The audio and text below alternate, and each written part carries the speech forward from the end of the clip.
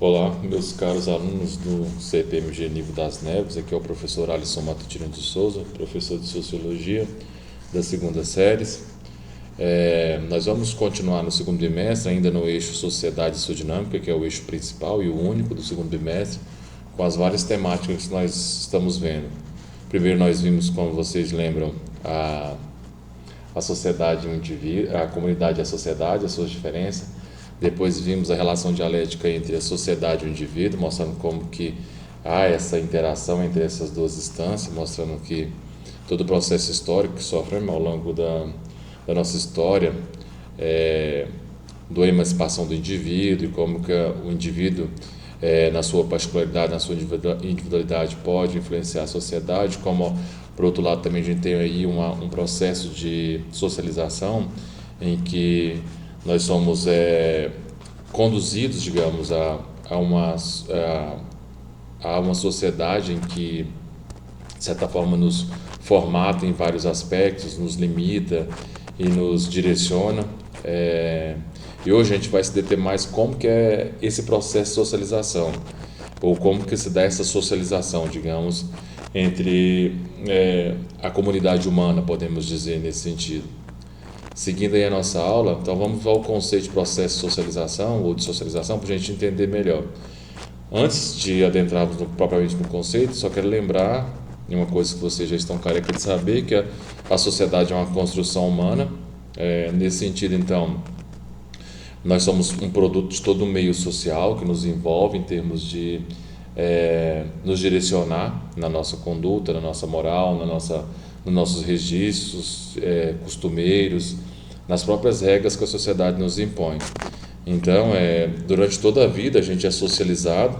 Socialização não é uma coisa que acontece no período, depois estanca-se e você está pronto para a vida, mas o tempo inteiro da nossa vida a gente é socializado nos vários grupos sociais que nós passamos, nas várias instituições sociais que a gente frequenta ao longo da nossa vida. Então a gente tem que partir do fato aí que o ser humano é a única criatura que não pode de forma alguma ficar sem os cuidados de outrem. E isso vai ser definidor da nossa capacidade até de sobrevivência, porque isolado seria impossível a gente conseguir, digamos, desenvolver todo o aparato humano que hoje nós usamos, desde a nossa fala até o nosso modo de andar, de significar as coisas, digamos, até de comer, de pegar nos talheres, tudo isso nós somos totalmente dependentes de todo um processo de socialização que vai definir a nossa identidade social. Então eu parto de só fazer antes de entrar praticamente no conceito de socialização e nessa dimensão de como a sociedade concebe o indivíduo e como o indivíduo concebe a sociedade, nesse processo de mão dupla, que é dialético, no sentido mesmo de que a sociedade é toda uma síntese de uma construção humana em que o indivíduo, por um lado, recebe todo digamos, um código de regras a ser seguido, mas por outro lado ele significa isso também com a capacidade biológica que ele tem de receber isso, ou seja, essa capacidade de sociabilidade. Nós também contribuímos com esse processo de socialização ao longo da nossa vida. Vai ficar mais claro quando eu começar com alguns exemplos. Mas eu queria só, de início, parafrasear um pouco a Simone de Beauvoir, que ela vai dizer assim no livro dela, O Segundo Sexo, a filósofa feminista que foi companheira do Sartre: a mulher não nasce mulher, torna-se mulher. Eu vou parafrasear um pouco ela dizendo que o homem não nasce homem, ele torna-se homem. Homem aqui no sentido do gênero, da questão da raça humana, não na dimensão da questão do gênero masculino e feminino. Por que eu estou dizendo isso? É porque o homem, apesar de nascer com a condição humana, assim, biológica, ele não é homem, ele não nasce homem na relação social, mas é preciso que ele assimile isso ao longo da sua vida. E o que eu quero dizer com isso? Apesar de ficar redundante na língua portuguesa toda essa construção e ficar até estranha essa construção, o que eu quero dizer com isso? Que o homem, enquanto homem, ele não nasce um ser social. Para ser homem, nesse sentido que nós conhecemos em termos de sociabilidade, de como ele fala, ele anda, ele conhece todas as leis,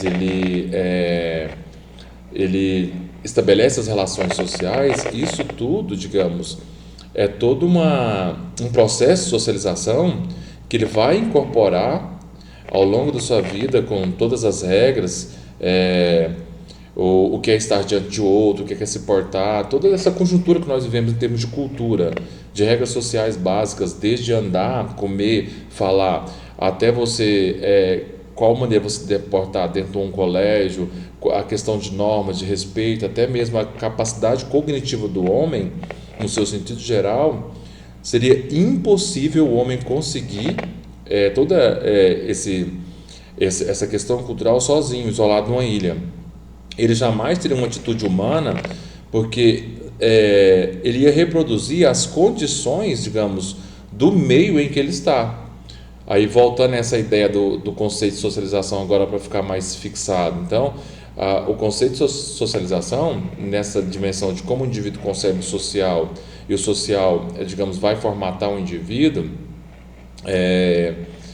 a socialização é todo esse processo de assimilação, de identidade, de aprendizado que o humano vai conseguindo a partir dos códigos que vão sendo passados para ele e todo o padrão de cultura em que é permeada a nossa sociedade, a dinâmica, é que vai, digamos, construir isso, ou vai fazer com que o indivíduo construa isso na sua subjetividade e ele possa aí, de certa forma, integrar esse meio social. Então, esse processo de socialização é uma coisa que não é estanque, não é dinâmico, ele vai tipo, acompanhar todo o processo de sua vida. Então, toda essa assimilação, esse aprendizado que nós temos dos padrões culturais socialmente instituídos diante da nossa vida. Então, a nível de comparação, nós podemos pensar assim, nesse processo de construção social. Pega uma tartaruga, por exemplo, que é um ser biológico, em que ela tem uma certa autonomia, completa ou parcial, não sei, das gerações aí, ao longo do processo evolutivo que ela sofreu. Então, ela tem um certo determinismo genético que vai garantir a sua sobrevivência. Então, ela vai digamos, se autogestar, se autogerir, e ela vai seguir o seu caminho porque ela tem toda uma característica biológica que vai, digamos, ajudar ela a conduzir, ela vai digamos, ao sair do ovinho dela e fazer o caminho em direção à praia, ela tem toda digamos, um autogestar-se de sobrevivência, de reprodução, que é próprio da característica dela. Agora, o humano não, apesar de nós termos essas características biológicas nossas, as questões genéticas que nos influenciam, mas elas não são determinadas no sentido de que o ser humano não necessite de algo, uns adicionais aí no processo de socialização que vai, digamos, fazer com que ele dependa de toda uma construção social que sozinho ele não conseguiria. Nós dependemos de toda a geração anterior para comer, para sobreviver, aprender, inclusive até a capacidade cognitiva. Em nosso humano, nós somos totalmente dependentes da cultura nesse sentido, então, do meio com o qual nós estamos inseridos. Então, nesse sentido da comparação, nós somos o oposto desses animais. Então, nós somos um ser que temos uma natureza, claro, sociável, gregária, no sentido, digamos, mais aprimorado da palavra, mas, por outro lado, a gente depende muito de toda essa construção social aí, para que nós possamos ser inseridos na comunidade humana e assim se hominizar, se humanizar, porque apesar de nascer com a característica biológica, a questão da humanidade em termos sociológicos, ela é construída, por isso a gente depende de toda essa construção social aí. Só também para compararmos aí e fixar bem essa ideia, vamos pegar, por exemplo, dois casos de duas crianças que foram comprovados historicamente, empiricamente, digamos. Vamos pegar aí o caso das duas meninas que não foram criadas numa sociedade humana, a Amala e Kamala, em 1920, na Índia, foram achadas essas duas meninas e elas não foram criadas por humanos. Elas tiveram toda a capacidade genética, porque são humanos, né? Mas a própria comunidade em que elas foram criadas dá toda digamos, um aspecto sociológico totalmente oposto do que é humano que a gente conhece. E eu vou também falar um pouco do menino de Aveyron, que é o chamado menino, o menino que foi criado pelos gorilas. Então, essas meninas loba, a Mala e Kamala, elas foram encontradas numa floresta na Índia, em mais ou menos 1920, em meio a uma matilha de lobos. Então, o comportamento dessas meninas assimilava aquele comportamento animal, que por vezes uivavam, quando olhavam para a lua. Em outros, elas disputavam a comida, a carne crua, é, com o seu adversário e lutava por uma maior porção da carne. Ela se comportava desse jeito por quê? Porque ela não teve esse contato com a comunidade humana, só para a gente fixar essa ideia do projeto de socialização. E o tanto que aos homens nessa expedição descobrir essas meninas e mostrar e perceber o tanto que o comportamento dela era o avesso daquilo que a gente pode pensar em termos de construção humana, de identidade social, dos comportamentos que se espera de um humano. Ao trazer elas para o convívio social, esses homens perceberam, os estudiosos perceberam, que elas demoravam muito tempo para assimilar a questão do comportamento humano. Se não me engano, se não me falha a memória, uma delas levou basicamente 5 anos para, digamos, para desenvolver um modo mais humano, ou seja, se livrar de toda daquela postura, aquele comportamento de que muito similar aos lobos no qual elas foram criadas. Então, uma delas, eu acho que, se não me engano, ela conseguiu dominar 50 palavras que foram ensinadas pela sociedade, o que demonstra que o estudo é que a gente, o todo humano, o que chamamos de natural, falar, andar, comer, é exatamente a construção social. Aquilo que a gente pensa até que é algo não é natural, por exemplo, comer com talher, é natural andar, e até mesmo o andar delas, só para eu não esquecer, até o andar delas, elas andavam de cócoras, né? Elas não tinham essa estrutura de andar como bípede igual nós.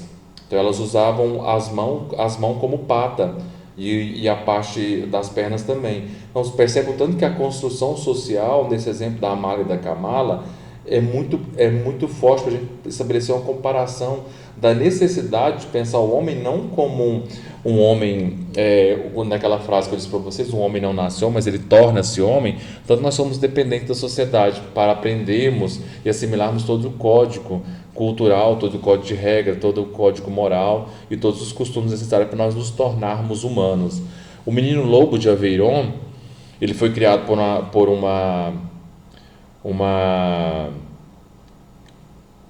uns gorilas em Aveyron. Eles foram raptados da própria cesta das mães, que havia um ritual de ir para a floresta em Aveyron, não sei se é uma espécie de uma festa, que elas iam colher frutos, se não me engano. Elas deixou a criança no cesto, os gorilas foram e pegaram ela sem ela ver. Quando elas deram por si, essa criança já estava no braço dos gorilas e eles a levaram. Aí, diante do sumiço da criança, ela foi dada por morta, porque era muito pequena, e o fato dos gorilas pular de árvore em árvore, aqueles gestos bruscos, entendiam os caçadores e a mãe da criança que ela tinha morrido. Passado muitos anos, esse menino foi encontrado, né, nesse mesmo ritual. E esse menino foi encontrado justamente com os gorilas, e ele tinha toda aquele ritual. Todo o comportamento dele era basicamente pela assimilação da sociedade que ele foi criado, ou seja, ele foi criado pelos gorilas, ele uivava, ele não tinha o aparato linguístico fonológico bem descrito, você não conseguia entender o que ele falava. Então, ele precisou de toda uma inserção na sociedade para, digamos, ele aprender todo o comportamento, todo o código de regras próprio do processo de socialização humano. Então, eu só trouxe esses dois casos só para comparar, para vocês perceberem o tanto que nós somos dependentes da socialização, da sociedade, para nos tornarmos humanos. Que o humano, apesar de nós termos as características biológicas e genéticas da raça humana, a questão do humano como nós conhecemos em termos sociológicos é uma construção social, e nós dependemos disso de todo esse processo, digamos, para nos tornarmos humanos dessa maneira como nós conhecemos.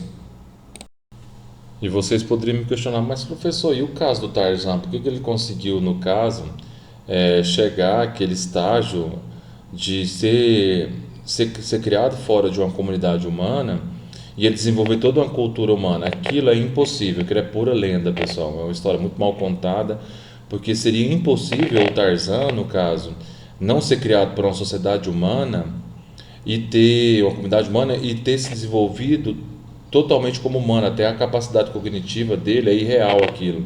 Ele não conseguiria alcançar aquele estágio de uma capacidade cognitiva se não tivesse passado por esse processo igual todo mundo passou.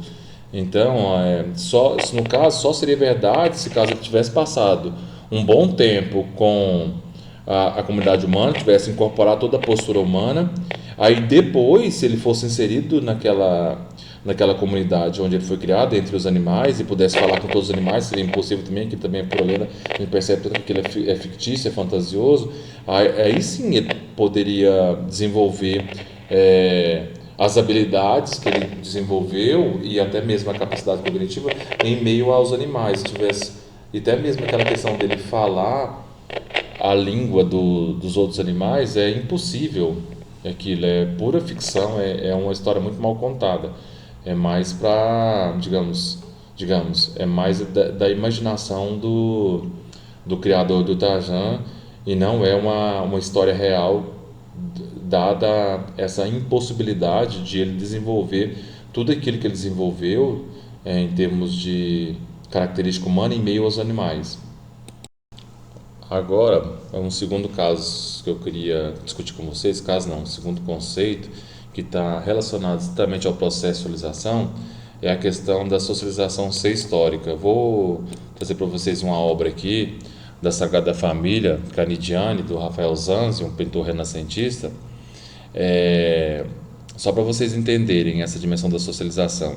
A gente sabe que a família, tem aí a família, né, renascentista, típica desse período em que você tem aí uma família, duas crianças sendo cuidadas pela família, e você tem aí a ideia da família como uma instituição social extremamente importante na sociedade, porque é por meio da família que nós, digamos, recebemos toda a educação, toda aquela parte inicial de aprendermos os valores, os costumes, as crenças a respeito de todo o funcionamento da sociedade. Então, por que eu quero discutir com essa ideia de história, que esse processo de socialização ele é histórico? Porque da mesma maneira que uma criança renascentista foi no quadro do Rafael Zanzi, que é um dos quadros mais importantes dele, mostra toda uma estrutura familiar típica do Renascimento. É claro que a criança de hoje, contemporânea, ela não digamos, o processo de socialização que ela sofre em vários aspectos não é a mesma coisa. Então você tem aí não é o mesmo de agora, né? Não é o mesmo da época do Renascimento. Por quê? É porque você tem aí toda uma mudança na configuração da família, vários modelos de família, que vai, digamos, socializar a criança, digamos, em alguns aspectos, que não é o mesmo os valores e as mesmas crenças que uma criança renascentista tinha em termos de família, da construção familiar. Você tem hoje vários modelos de família, você tem família que a mãe é solteira, família em que as crianças são cuidadas pelos avós, você tem também os filhos de pais LGBTs. Então você tem aí toda uma diversidade no processo de socialização que vai dar essa ideia da histórica, da dinâmica da história, em que não é sempre a mesma. Então você tem todo um processo de socialização que é histórico. Por isso que eu trouxe esse quadro para a gente refletir. Tanto que essa família tradicional, apesar de ainda existir, mas não tem só esse modelo de família. E como a família é a célula máter, digamos, a célula mãe da sociedade, onde tudo começa, então você tem a importância desse registro histórico das várias instituições sociais que nós temos e os processos de socialização que a gente vai passar, que vai mudando ao longo do tempo. Você vai ver que quando a gente estiver estudando mais à frente nos slides a questão na aula, a questão dos novos processos de socialização, os novos agentes de socialização, digamos, para ser mais específico, a gente vai ver que tem agentes de socialização contemporâneos que na época da família renascentista aqui, do Rafael Zanz, não existia. Por exemplo, os meios de comunicação, a comunicação de massa, a questão do consumo, tudo isso, digamos, são fatores que fazem parte do processo de socialização e é definidor das várias identidades sociais que nós formamos na contemporaneidade. E assim, dando prosseguimento à aula, vamos agora ao conceito de Peter Beck, para nós entender como se dá o processo de socialização segundo a sua obra, A Construção Social da Realidade. Só para reforçar, então, esse processo de socialização, como eu venho reforçando na aula, ele acontece desde o núcleo familiar, que é a primeira, como eu disse para vocês, a primeira célula do contato social que nós temos, que é onde a gente já vai aprender tudo praticamente em termos de formação inicial, como se portar à mesa, como andar, comer, as regras sociais do convívio, o que eu posso ou não posso fazer, vestir, que tipo de vestimento eu devo usar em determinadas situações. Então você tem todo esse aparato inicial dado pela família e depois isso vai passando ao longo da sua vida os vários grupos sociais, as várias relações sociais que você vai ter, desde as relações amorosa, afetiva, profissional e que vai, digamos, que vai estabelecendo os laços entre esses participantes da sua vida e você vai construindo a sua identidade ao longo disso, a sua personalidade. E lembrando que eu disse para vocês, é um processo que dura toda a sua vida, só para quando você morre. Então, porque você está sempre estabelecendo relações sociais com as várias pessoas que a vida te apresenta. Então, segundo Peter Beck, nesse livro dele, A Construção Social da Realidade, você tem uma socialização que constitui todo esse processo de interiorização pelos indivíduos, das normas sociais, das regras de convívio, da cultura, tudo isso que eu venho citando para vocês, que você vai ter duas etapas. Por que duas etapas nesse processo de interiorização da realidade em que você vive? Você tem uma dimensão que é subjetiva, dada ao significado que você dá para essas relações sociais, e você tem também uma sociedade que é um lado objetivo disso. Eu vou explicar melhor para vocês. Por exemplo, vamos pensar aí a questão da construção da realidade do lado objetivo. Quando você nasce, você tem todo a gente for lembrar um pouco até de Durkheim, me ajuda bastante, vocês lembrar o que é o fato social. Lembra que fato social é toda maneira de agir, de pensar, sentir, que é externa ao indivíduo, em que ele vai internalizando de forma imperativa todas essas questões. Por que ele vai internalizando isso? Porque quando você nasce, você não escolhe, por exemplo, qual família você nasceu, qual sociedade você nasceu, qual país você nasceu. Então, e todas as regras sociais, quando você nasce, já estão prontas, grande parte delas, inicialmente. Por exemplo, você vai, vamos pensar aí, aquela dimensão do fato social da questão da internalização coercitiva, por exemplo, das normas, das normas culturais, das sanções que você aprende, onde você deve mexer, por que você não deve mexer, todas aquelas questões, sabe, de regras mesmo, que no cerceio, aquilo já está pronto. Existe uma parte da sociedade que é objetiva, ela é concreta. Então, ela é definidora de todo um processo do qual o indivíduo está inserido naquilo. Então, você tem essa parte que é objetiva. Por outro lado, você tem essa parte subjetiva que o Peter Beck bem ressalta, que é toda essa dimensão da construção social em que você vai dar significado a toda a realidade do qual você está inserido. Então, essa sociedade, nesses dois parâmetros aí, você tem aí os dois lados, a disposição do indivíduo para se tornar membro dela, subjetiva, e você tem, por outro lado, a dimensão social construída, já pronta da sociedade, pensando ali no fato social durkheimiano, que é toda uma dimensão imperativa de normas e maneiras pré-estabelecidas de conduta que vai, digamos, te conduzir, vai te pré-formatar na linguagem computacional. Então você tem esses dois lados da sociedade, você tem como esse lado subjetivo de como você vai acolher isso na sua subjetividade. Aí você vai pensar as várias diferenças de sociedade para sociedade, de como uma significa uma coisa, outras significam outras. Isso é natural, faz parte da construção social de cada realidade, da objetividade de cada sociedade. Então esse processo de interiorização, no seu sentido geral, ele vai restituir a base primeiramente da compreensão de nós semelhantes, e no segundo momento toda a apreensão do mundo como uma realidade dotada de sentido, e a gente é dependente aí de toda uma construção de interiorização do indivíduo, em que ele vai, digamos, criar e recriar tudo isso que ele recebe. Então você tem aí toda uma identidade sendo formada pela realidade, em que a interiorização vai se dar de modo como nós compreendemos os nossos semelhantes, de modo como nós interiorizamos toda essa realidade dotada de sentido e assumimos essa postura, esse mundo no qual nós vivemos, e vamos criando e recriando esse mundo por todo esse processo que nós vamos passando. Então você tem aí, depois que a gente vai ver, todo uns mecanismos sociais da socialização primária, da socialização secundária, em que a gente vai se inteirar com isso tudo, e não quer dizer também que você é um robô, que você não possa rejeitar isso. Por isso que,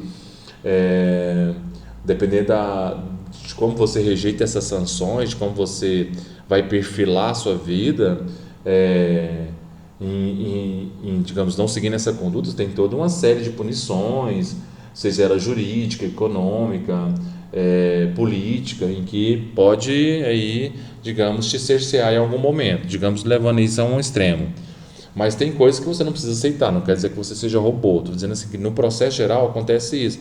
É toda essa maneira de criar e recriar. Agora, no recriar, não quer dizer que você necessariamente vai seguir a norma tal e qual, ou você vai seguir tal e qual esse processo de socialização. Você pode, às vezes, assimilar algo ou não, e depende da sua subjetividade, se você vê sentido ou não. Por isso que a gente aí consegue perceber as várias diferenças, que o indivíduo segue tal religião, segue tal norma, segue tal regra, outros não, e isso é subjetivo. Essa é a parte subjetiva em que você dá sentido para isso ou não. Agora, o Peter Beck também vai colocar que esse mecanismo de interiorização, digamos, dessa modelagem do indivíduo, segue aí, nesse processo de socialização, 3 mecanismos básicos inicialmente. Você tem, primeiro, a aprendizagem, segundo, a imitação, e terceiro, a identificação, que são os chamados processos de socialização. Por aprendizagem, a gente pode entender aí quando o indivíduo vai aprendendo por tentativas, erros e repetições. Quem tem criança em casa percebe muito isso. Quando a criança está, por exemplo, andando, ele vai aprendendo a andar, mas ele cai, levanta. Então todo é um processo, e isso tudo é muito visível na infância. Você tem também a questão da mímese ou da imitação, que você vai repetir mecanicamente os gestos do adulto. Quando a criança vê um adulto falando e ele tenta, de modo muito sibilante, por repetição, falar aquilo que o adulto está falando, você percebe quando ele fala papai, mamãe, não sai tal e qual, ele fala palavras erradas, é porque está tentando imitar. Ele nem consegue a abstração cognitiva ainda para entender o que ele está falando, mas ele vai assimilando aos poucos. Então você vai imitando o adulto porque faz parte disso. E por fim você tem a identificação, que é quando você assume como os outros comportamentos dos indivíduos, no qual você vai se identificando. E no caso, a família é muito primordial, como eu disse para vocês nesse início, porque é ela que vai, digamos, socializar-nos, para, digamos, nos preparar para um segundo processo, no caso, o processo da socialização secundária, que nós vamos, digamos, conseguir, ao longo da nossa vida, nos inserirmos mais detidamente nesse processo. Então, você tem a imitação, que é, só para reforçar, esses níveis de como no reflexo imitativo a criança imita o adulto e faz parte de todo o processo de socialização. Lembrando que o aprendizado é quando você aprende com os humanos como funciona a socialização, ou seja, como a sociedade funciona, e você vai aprendendo os aspectos culturais do andar, do falar, pegando só esses exemplos para a gente ficar mais claro. E por último, a identificação é como você vai se identificar com os outros, frequentemente como um indivíduo adulto se comporta, e você vai se identificando, você vai dando sentido para aquilo. Então, você vai ter aí na sequência duas fases que faz parte desse processo de socialização. Nós temos aí o que chamamos de socialização primária, que na socialização primária esses mecanismos acontecem primeiramente nessa célula máter, que é dentro da família. A família, digamos, ela é importantíssima nessa primeira fase.